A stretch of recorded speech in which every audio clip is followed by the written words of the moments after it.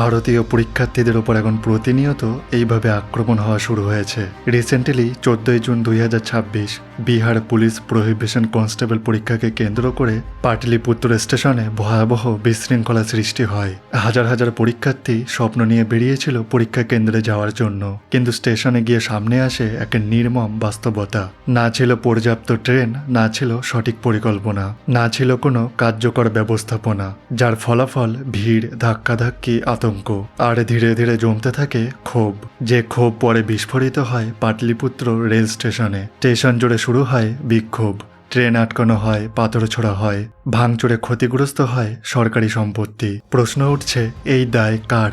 পরীক্ষার্থীদের নাকি সেই প্রশাসনের যারা জানতো লক্ষ লক্ষ মানুষ পথে নামবে, তবুও করেনি কোনো যথেষ্ট প্রস্তুতি? ভারতে চাকরি এখন শুধু প্রতিযোগিতা নয়, এটা এখন বেঁচে থাকার লড়াই, যেখানে একটা পরীক্ষার জন্য কেউ শত শত কিলোমিটার পাড়ি দেয়, কেউ রাত কাটায় স্টেশনে, আর কেউ পৌঁছাতেই পারে না।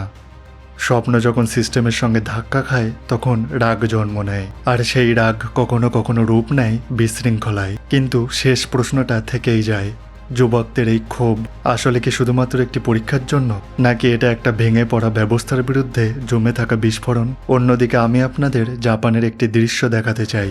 সেখানে কিউশিরাতাকি স্টেশন নামে একটি ছোট্ট স্টেশন ছিল, যেখানে প্রায় কেউই যাতায়াত করতো না। সেই স্টেশনে অন্যতম নিয়মিত যাত্রী ছিল এক স্কুল ছাত্রী, যে প্রতিদিন ট্রেনে করে স্কুলে যেত।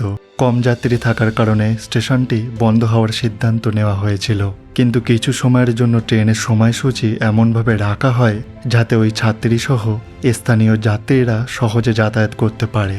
2016 সালে শেষমেশ স্টেশনটি বন্ধ হয়ে যায়।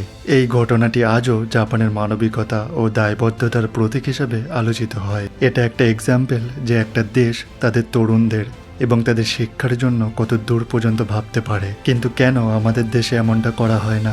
যদি আপনার কাছে এই প্রশ্নের উত্তর থাকে তাহলে প্লিজ কমেন্ট করে জানাবেন। ভালো থাকবেন, সুস্থ থাকবেন। জয় হিন্দ।